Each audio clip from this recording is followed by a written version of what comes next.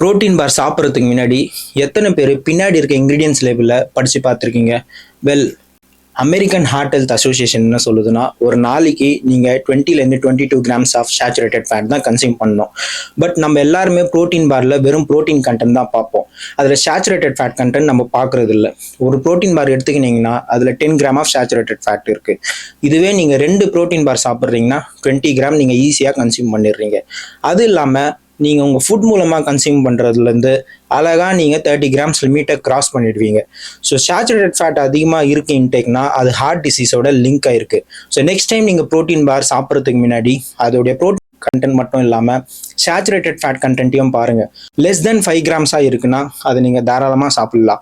And more over நீங்கள் ஒகேஷ்னலாக சாப்பிட்டா well and good. But again நீங்கள் டெய்லி 3 ப்ரோட்டீன் பார் இல்லை 2 ப்ரோட்டீன் பார் ஹேபிட்டாக வச்சுருக்கீங்கன்னா நீங்கள் உங்களுடைய ஸ்நாக்ஸ் ஹேபிட்டை ரீகன்சிடர் பண்ணணும்.